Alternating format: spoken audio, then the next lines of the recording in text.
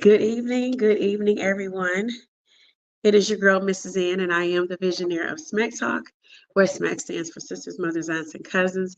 And my mission is simply to affirm, confirm, mold, and motivate others to be all that we're created to be. And I want to thank you guys for joining in. For those of you that are going to be hopping on the replay, please be sure to hashtag replay. I will come back and answer any questions that you may have or any comments. I will respond to all comments. So I know this is a little bit impromptu. You guys probably would have saw the notification a couple of days ago when we first planned to do the recording. But being that my sister and I was able to meet here together on today, we decided, you know what, let's go live right now. And so we're going to be just presenting to you guys, talking about the upcoming annual Smack Talk Huddle. We're going to be talking about what you can expect from the annual. I was going to say the American Smack Talk Huddle. From the annual Smack Talk Huddle, just a little bit of what you can expect from that.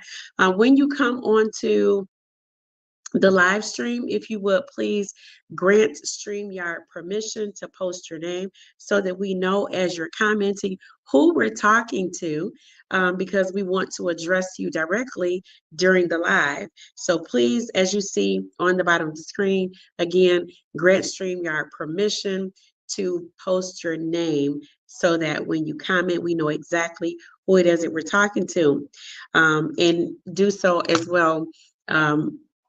As you share out the live as well. Okay.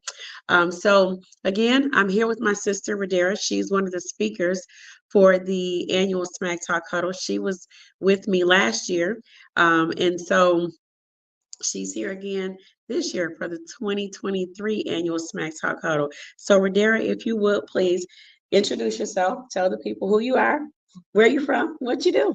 Okay. Hi, I'm Radera Wright. I'm from Benton Harbor, born and raised. What I do? I work for Berrien County, and You work for the Friend of the Court, right? yes, friend of the court. Berrien County Friend of the Court. So Bear all with you me, people, y'all. This is my first life. all you people that owe your child support, you better pay your child support or she coming. No, I'm just joking. So Um, I've been married 14 years to my wonderful husband, Pastor Jermaine Wright. So, yes, I am also pastor's wife. We've been married 14 years. Thank God. So yeah, that's me. awesome. Hey, Chadney, thank you so much for popping on. Just want to remind you guys when you come into the live, please share this stream. And so, because we're going to be having some really nice conversation here, just a little bit detailed conversation. So, Radera, like I said, you were at the annual Smack Talk Huddle last year as one of the speakers, and you have also attended how many huddles? So the very first one, and then the next one, and I think after that, I think I missed 2020 and 21. Okay, yeah, because you were on the virtual one whenever you weren't having hiccups. And Well, you I popped was in, having but you was yeah. So we've had 2018. It kind of started out with Radera. She was one of the original people that we started out with. There was myself, Radera, there was Vinci, there was Tammy, Michelle, and Yolanda, and oh my gosh, for some reason, bless myself. To, I don't know why I want to say Tamara. I cannot think of the girl's name. Lord have mercy. We went to school together. But anyway, there was several of us. We met together at one of our co-workers' house. We came together just we wanted to do a Christmas party because our company, they didn't do that kind of stuff for us in the capacity in which we wanted to do it. And so we came together, and it was extremely nice. It was really, really nice. We had an amazing time. And so just what the Lord laid on my heart was to speak to the women and to pour into the women. And so as a result of that, everybody was like, hey, let's do this again. And so that was the inception of the Smack Talk Huddle. So the second year we did it out at Second Chance, and when we were located in the Orchards Mall. And then the third year was the third year was my book launch, when I launched my first book. And so, but we were at the top of the pandemic, so we weren't able to meet face to face. And so we did it virtual, and it turned out amazing. And so the following year, the fourth annual Smack Talk Huddle, there was like literally that evening it started snowing. And so people started calling saying, hey, I'm not going to be out. I'm not going to be out. So there was literally just a handful of women here. And so, but I'm a firm believer that whoever's supposed to be in the room is going to be in the room. And so just what was poured out on that night, I said it was an intimate setting for the people who needed what they needed at that time. Chadney said, hello, Rajera. Hi, Chadney.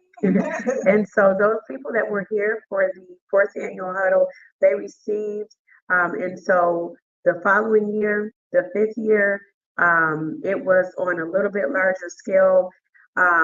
We had an amazing time. Again, Radera, the fifth year, Radera was one of the speakers, and here we are the sixth year, and Radera is one of the speakers again this year. And so I want to inform you guys that this year is going to be 2 days, because we're going to have on Friday night, there's going to be a panel of men who are going to be pouring into the women, and they're going to be talking about or they're going to be talking about the worth of a woman from a male perspective. And so many times, I've said this before, but just to give you guys a tidbit again, many times we we don't consider the value of a man's perception on a woman's worth. Many times women receive the man's value based upon what he says about her, what he says to her, but not necessarily what he thinks about her. And so again, the men are going to be coming, and they're going to be talking about the worth of a woman from a male perspective. And Radera's husband is going to be one of the speakers, as is Radera. They're going to be talking about a married woman's worth.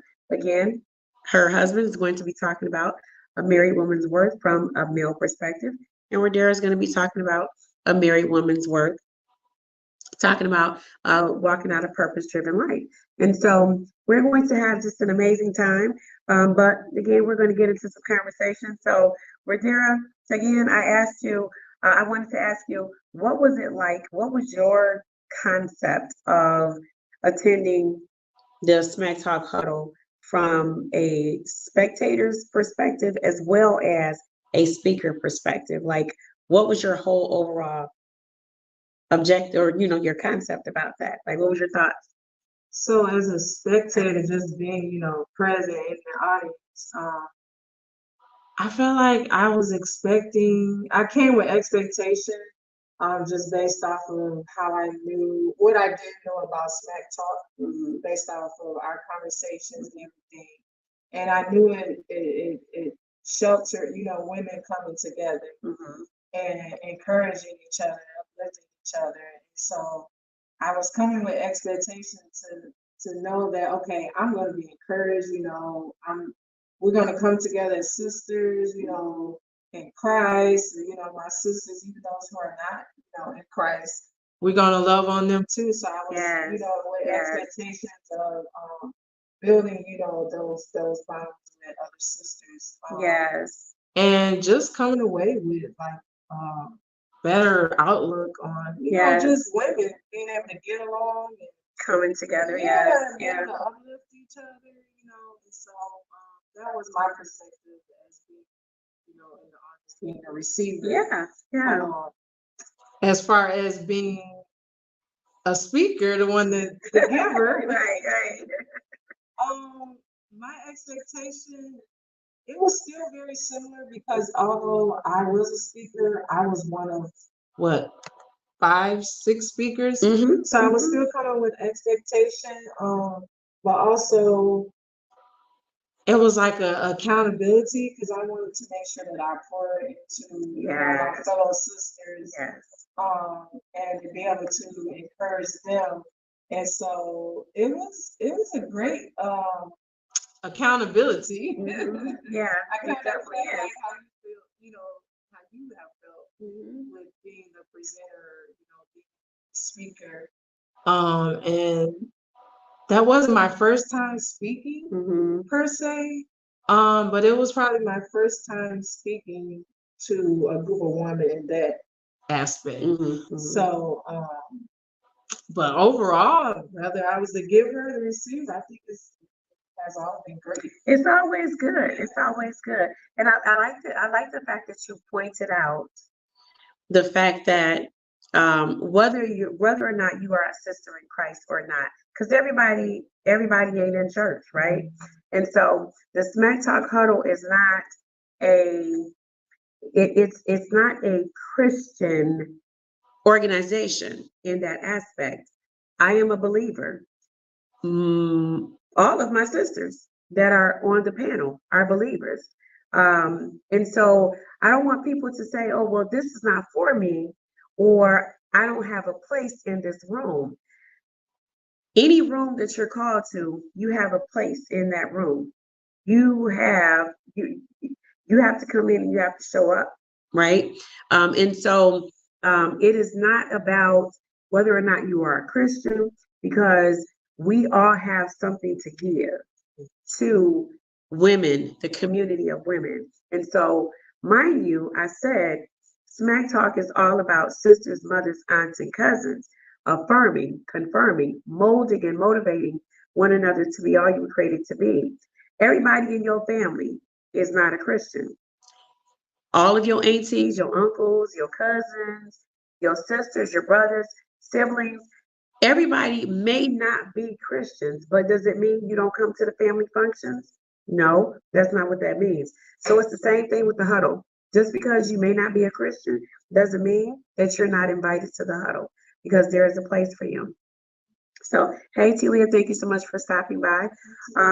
And so, and like I said, I'm glad that you pointed that out. So, I want to dig a little bit deeper, right? Because, like you said, you've been married for 14 years. So, you've been literally married, what, almost half of your life, right? I say, like for me, even though I've been married 3 times, I've literally been married almost half of my life. Combined, all 3 times, I have been married for about 30 years. So I always find that very interesting. And so, but you, having been married for 14 years, and we're talking about the worth of a woman, how do you define a married woman's worth? And I don't want you to get too deep, right? Because we want to save the meat for the huddle, right? And so, but what is your perception?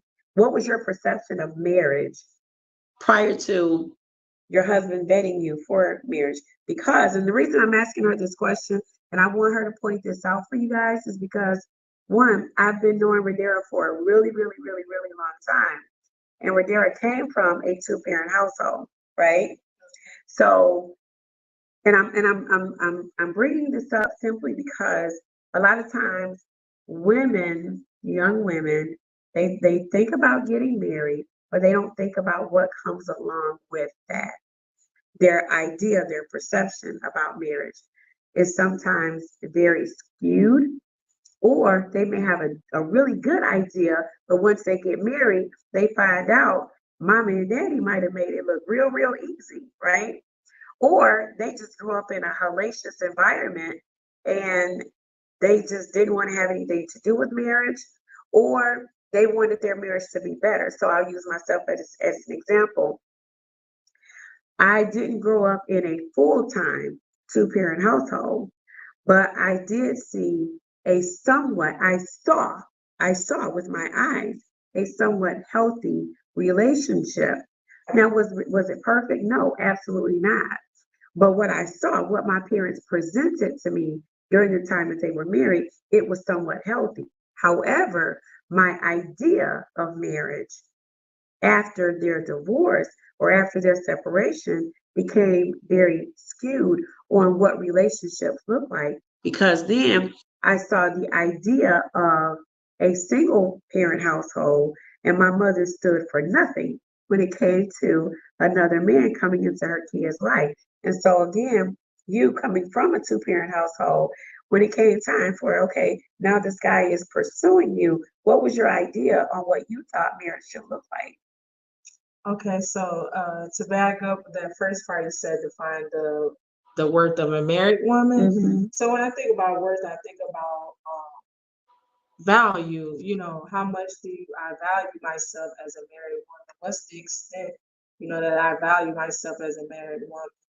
And first of all, and I'm trying not to get too deep, Right. but first of all, the Bible says a virgin is one of her prices far above rubies. Yeah. So I know that I have prices, I know that I am important. I know that I matter. Yeah. And I have to have that self-worth before even being married.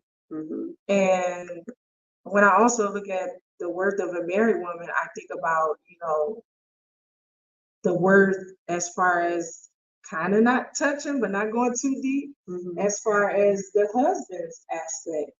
And once again, going to the Bible, because I'm all about scripture. Yes.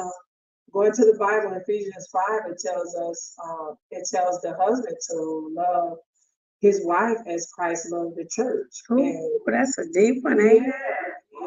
So, and the church is that's Jesus. I mean, God, that's his number one, and so that's important. And so that tells us how much our husbands are supposed to love us. And it also tells him to love his wife as himself.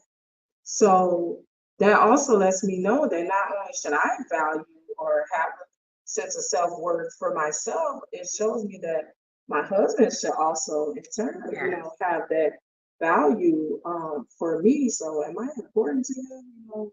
How much do I mean to him? And like I said, you have to know all of this even before being married, because if you have no sense of self-worth, you won't be a good wife. And so some people look at marriage as a bad thing, some people look at marriage as a good thing. But as a married woman, you are still worthy. You are still valuable. None of that diminishes, even with all the responsibilities that you have, none of that diminishes. If anything, that just makes you more of a stronger woman, because you're able to handle all these things, all things that come with being married. Because it's not always roses, Right. So you're able to handle those challenging times, And so that's what I think about when I look at the worth of a married woman.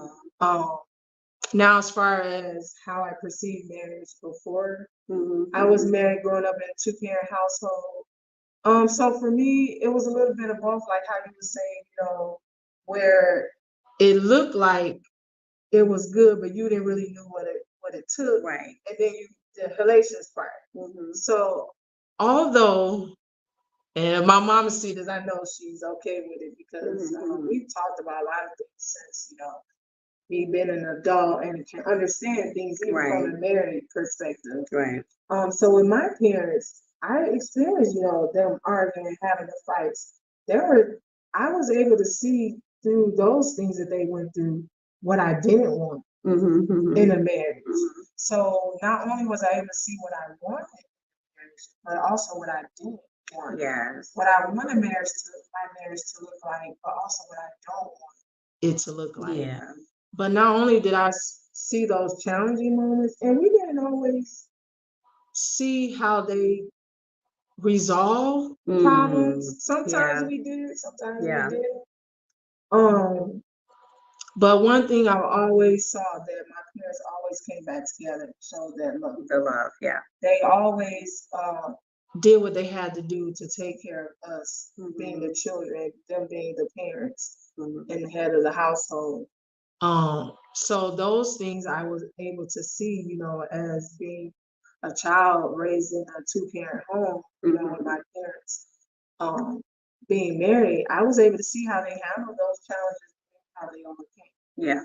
And so for me, even those challenging times didn't deter me from wanting to be married because I knew by my parents surviving, I knew it was possible. It's possible, yeah. I knew it was possible. My parents went through a lot of things, and we experienced a lot of things. And I thank God my father is deceased now. He's been deceased since 2005. But I was able to even see, and I was 18 at the time that he passed. I had just graduated from high school. But I was able to see, I felt like my parents loved through even more during those last, few years. Yeah. And so that was very important to me. And that showed me, how much I wanted to have a good relationship. Not to say we weren't going to have challenges, because I knew that we would. Right. But it showed me that we can overcome those challenges, but we have to have unity. We have to be together. Have to be on the same accord. Yes. Yeah, those are the things that I learned, growing up in a two-parent household. Yes. Yeah. Chadney said, yes, same here. Being in a two-parent household, I always saw my parents working through the challenges no matter what. And that's very important. That's very important. So I guess probably one of the, one of the concepts or one of the perceptions that I would like for young women to walk away with is this understanding, like you said, there has to be unity. There has to be a level of unity no matter what. And as society carries on, I think there's this misconception that the woman is supposed to carry this burden or this weight. I'm not going to say burden. A woman is supposed to carry the weight of raising the family, taking care of the spouse, taking care of the house, assisting with going to work, et cetera, et cetera. And there's not supposed to be an accountability from the male counterpart. That's so not true. I know I have to remind my daughter, well, not so much now, but initially I used to have to always remind my daughter when it came to certain things with her husband, like, girl, I wish I had a husband the way your husband, your husbands are. Both of my daughters, and I know no relationship is perfect. Their spouses are not perfect, but they have some really decent young men in their lives as it relates to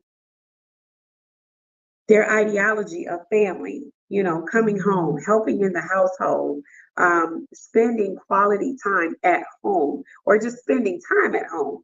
Because everything that we consider quality to one person is not quality to the next person, right? And so some men, their quality time is simply being in the house, right? Because there's a lot of young men who they would rather be out running the streets with their boys, right? And so, but they're not like that. And I'm like, you don't realize what you have until you don't have that, right? And so thank God for what you do have. Ask him to bless your family, bless your household with what you need. Because it ain't about what you want. And I would really like for women to understand that when you go into a marriage, marriage is not about, marriage has absolutely nothing to do with what you want. And I'm going to prove it to you right now. If it was about what you want, right? God would not have created Adam first, put everything in the world that was needed, and then said, it's not good for man to live alone. He would have created the woman first and said it ain't good for the woman to live alone. But he didn't. He said it's not good that man should live alone. So watch this. When he put the woman on the face of the earth, everything that woman needed was already here. It was already So therefore, the woman came as a helpmeet to Adam, right? That's right. She came as the helpmeet. She didn't come to be something that she wasn't supposed to be. She didn't come to be the head. She didn't come to rule. She didn't come to run. She came to be the helpmeet. So in that sense, everything, like I said, that the woman needed, it was already here. So in order to be the helpmeet, you have to then know how to help. And in order to know how to help, you have to be in right position. And then going back to something that you said, you have to know your own value.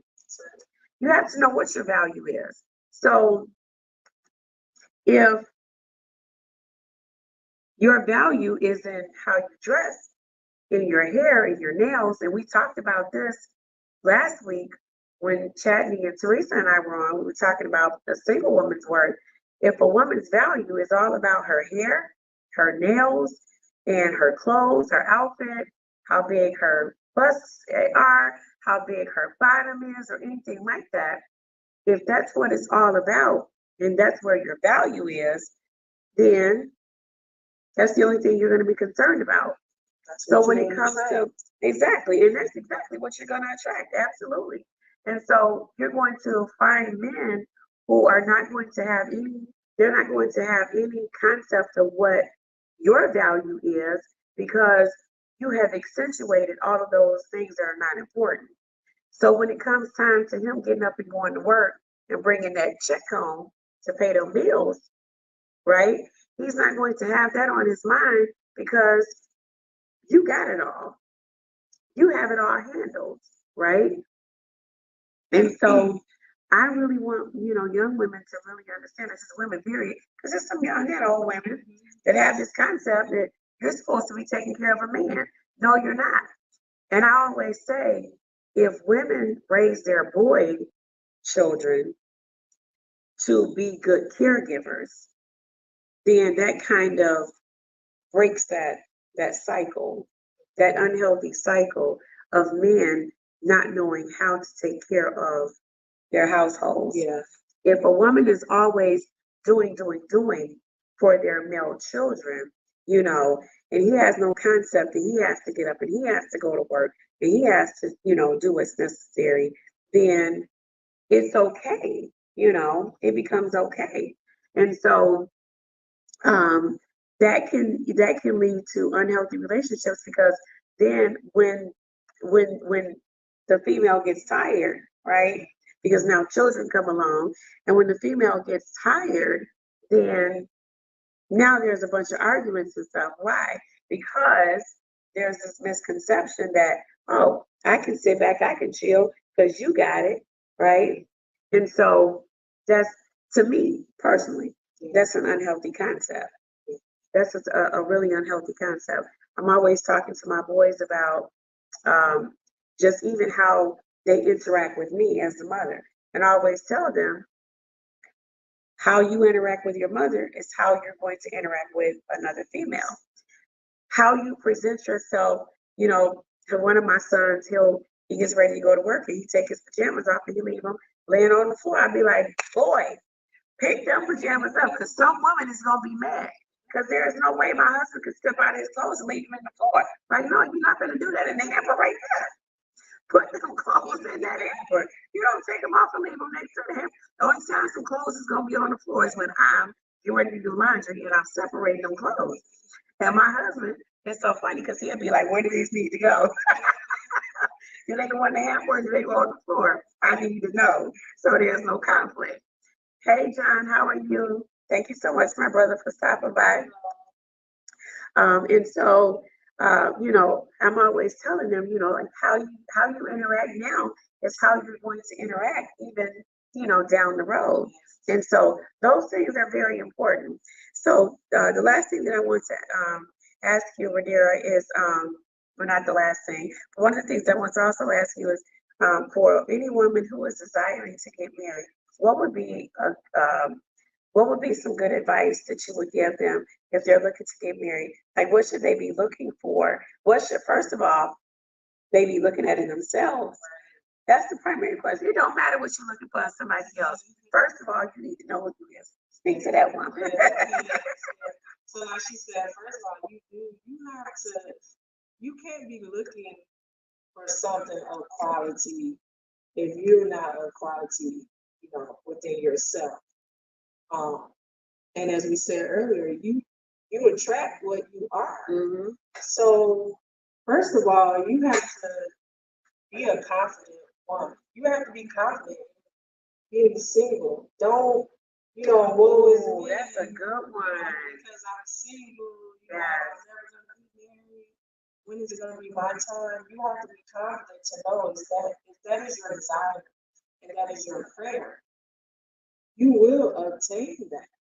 But you have to walk around in confidence and walk like you know that you are. You will be somebody's wife, Mhm. and not just somebody, but a particular husband, the man that God has created for you. So you have to be confident in being single. Yeah. And I went through like a period before, and I had no idea that my time was close, but I went through a period, and I was still young, but so let me say this. I never really had a real serious relationship.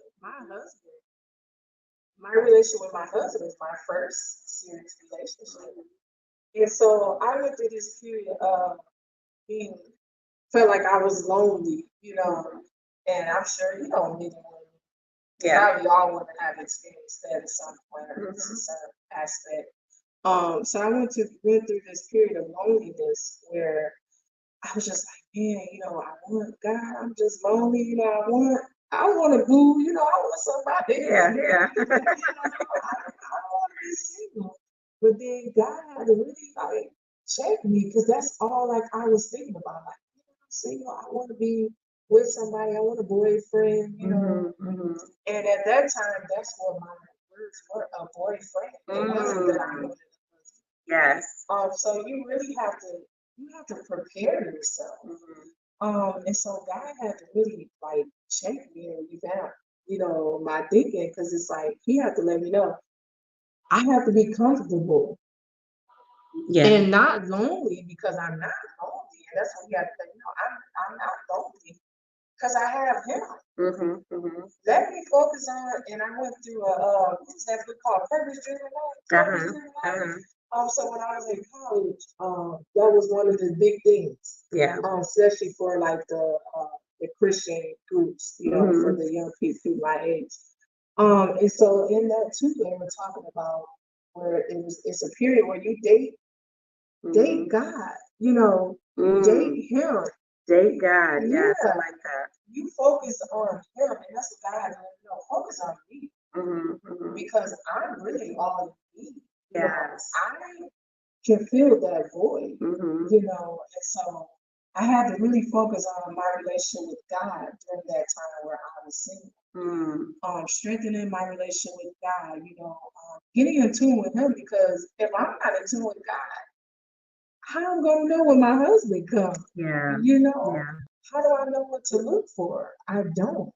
And so I had to really focus on, strengthening my relationship with God and getting in the Word to know how to prepare myself for my husband. Hey, sis. And hey, and so first of all, like I said, preparation. You have to prepare yourself. And how you prepare yourself? You prepare yourself through the Word of God, getting in close relationship with God, getting in tune with God so that you can hear Him when He's directing you. Because Satan, he knows too when God's getting ready to do something. He wants to distract you. Yes. He'll send those men in your way that will want to fulfill the lust of the flesh. They're not focused on to be married. So you have to be in tune with God so you can know when, okay, no, leave him alone because this is not lining up. Right. And also know when, okay, this is who God has for me. Right. So you have to prepare. And like I said, having that confidence in yourself, as a woman, being confident because a good man not gonna want a woman who is not confident. Yes. Yes. He's not gonna want a woman who is not confident. So you have to be confident who you are and strengthening those qualities that God has given you, because that's another thing that He's looking at. How do you what do you do? What motivates you? Yeah. What's your focus? Are you driven? Are you out here fulfilling that God-given purpose? Or are you just sitting around, you know what I'm saying, moping around like, oh, I don't have this, I don't have that. You have to have that confidence. Yeah. So there's definitely preparation, because you have to work on yourself.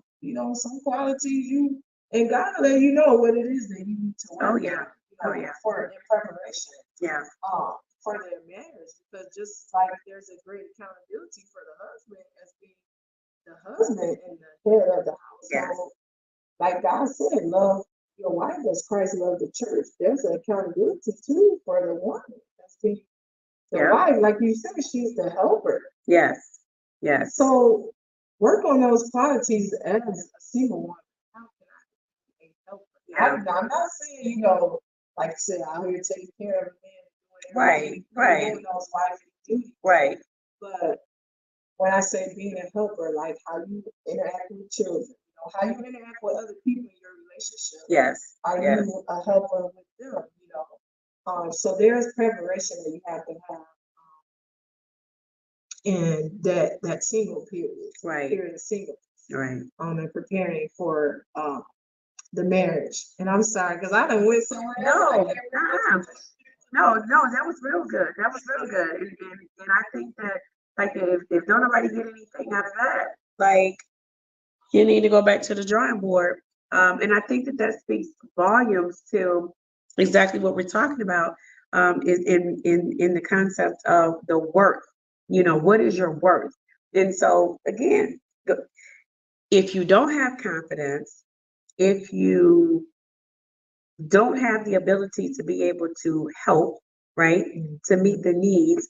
And so my concept of being a helper, like I said, it's not about it's not about taking care of this man who wants to sit on the couch playing video games all day. That's not what the helper is. The helper is, this is my concept. This is my concept. If it requires, right, first and foremost, if it requires that your desire be that you want to get your hair done, you want to get your nails done, and you want to wear a specific brand of clothing. And that man is getting up going to work every day to take care of the household, and you need to get a job. That's being a helper. Go help him take care of these bills, because there's a certain thing that you desire to do, right?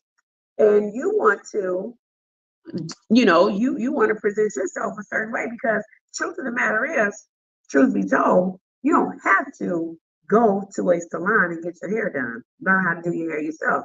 You don't have to go to a salon and get your nails done. You can do your nails yourself. Now, I'm not saying that there's anything wrong with that. Please do not misunderstand. Please do not misunderstand. I am not saying that there's anything wrong with that, right? But I always say, for certain people, if you don't have a mortgage, right, then you shouldn't be walking around with $300 hair on your head. You shouldn't be walking around with $60 nails. That's a misconception, and that's not being a helper, and that is not adding to your worth, right? It's adding to your work. There's a difference between you being a woman of work and a woman of worth. And so, again, that's my perception, that's my concept. If a man has to take care of those things, oh, he gave me $100 to get my hair done. Like, if that's your work, that's all you're gonna get, right? So that means don't ever expect him to get a mortgage to put you in something that's going to leave a legacy for your family, to leave something behind for your children. There's no expectation there, right? And so As like you said, that's getting off on something else. So we're talking about the work of a married woman, right? And so, as Radera said, you have to be confident in who you are. You have to know your worth. You have to know, what I guess in layman's terms, know what you bring to the table, right? If you can't boil water, if you don't know how to clean up, if you don't know how to do just basic things and you can't go to the store and grocery shop and buy food that has to be cooked, things like that. It surprises me when I go into the grocery stores and I see some of the younger parents and their grocery carts are loaded full of frozen foods, so to speak, pizza rolls and TV dinners and chicken fingers and stuff like this. And I'm not saying that there's anything wrong with that, as long as your kids eat. But same time, same token, at some point in time, you need to know how to cook a meal. You need to know how to cook. And there are some people who literally don't know how. They don't know how. And so I think that that's very unfortunate. But there are some people, and then you wonder why there are so many people with health problems because they don't eat healthy. So, but anyway, that's another whole story. So, if someone were to ask you, what is smack talk, right? Or they say, I've never heard of smack talk. What could you tell them in regards to why they should attend a smack talk huddle? So smack talk, sister, mothers, aunts, cousins coming together. Now I can't say how it is, but what it means to me is that just represents women from all different walks of life, Yes. all different relationships. You may be my mother, you may be my sister, my cousin, my aunt. Don't matter the relationship, where you come from, who you are, what you do. We're all welcome at this huddle, and we come together to uplift each other, encourage each other. And I don't think I've ever been to a huddle where like women haven't walked away like, wow, that was good. Like wow, that changed my outlook on certain things. So it's always mind blowing, life changing. And you gain some new sisters, aunts, cousins, mothers, just because they're not blood don't mean that they're not your family, Yes. And so we're able to build those bonds with other women. And I know last year, your mom was there, my mother-in-law, my mom was there. And she gonna kill me, I say mother-in-law.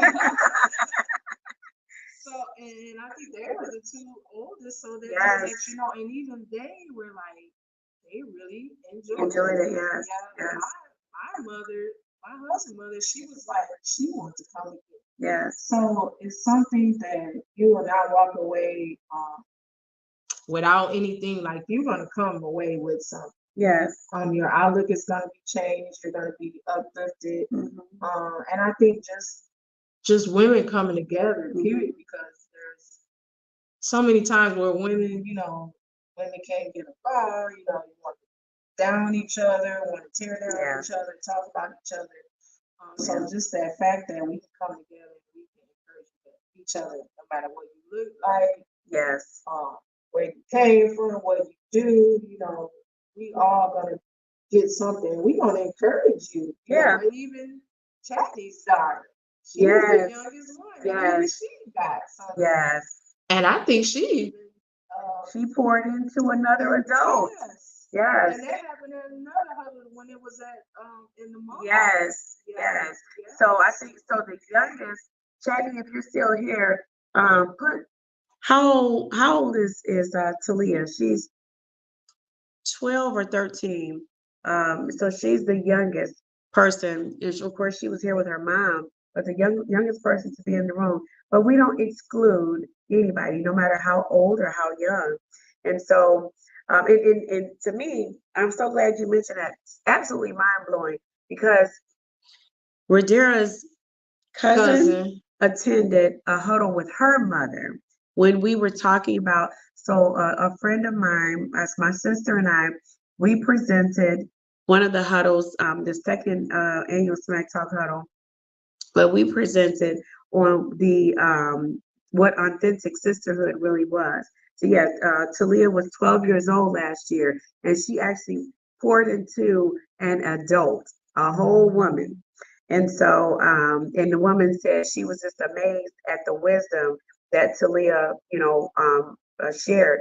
And so, um, like I said, the second annual Smack Talk Huddle, Radera's cousin was there. And how old was I think she might have been like about 12, 13? 13. And so literally we're sitting there thinking the whole time, because she's sitting there not just like looking like she's oblivious to what everything that was going on.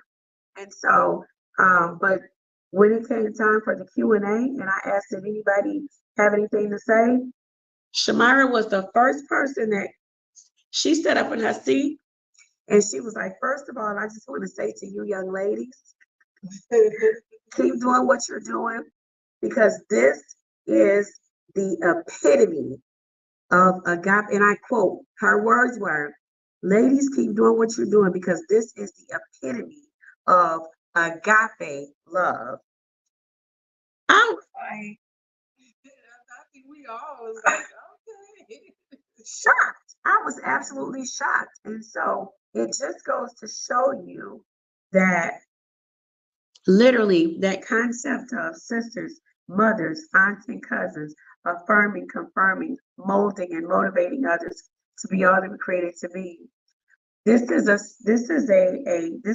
genuineness. This is not about internet. I remind people all the time, Smack Talk is definitely, it has nothing to do with me, because and my motto is, when you win, I win. We all win. I can't be who I am without people like my sister, without us women that come together. We have to lean and glean from other people. And so, like Radera said earlier, when there's a community of women who, because that concept that women, they're catty, they can't get along, this, that, and the third. So, like, literally, my objective is to literally bust that glass ceiling wide open, shatter that lie, because this literally is a global movement, and it's all about sisters, mothers, aunts, and cousins coming together from across the globe. So it doesn't matter whether, like she said, white, black. Somebody is saying, well, why isn't it just black? Because we're women and we come in all different races. We come in all different ethnicities. And so it's not about white, black, Indian, African. It doesn't matter. We all have something to pour into one another. And if we limit it to a culture of people, we might miss out on what we need, because what if there's a young white woman that has something to say to me that might radically change my life? And I said, well, it's all about Black women, right? There was a young white lady that was here last year who stood in tears wanting to know, well, what about my sector of womanhood? Because she was recently divorced. And she asked us to talk about divorce. So guess what? This year we have a speaker that's going to be coming and talking about the worth of a divorced woman. Because me, myself, I've been divorced twice. And when you get divorced, I'm here to tell you, I don't care whose fault it is. And any of my ex-husbands tell you it was Antoinette's fault that we got divorced. I don't care whose fault it is. At the end of the day, when you get divorced, a part of you leaves with that relationship, especially if you are a real woman, a real married woman who is trying to live a real married life, and you're pouring out everything that you have to be that married woman of worth, right? But it's just not being received. And so sometimes that happens. You can't get around that. Or sometimes two people just get together and they weren't supposed to. And there's that thing, like we talked about last week, there's that permissive will, and there is the permissive will in the God.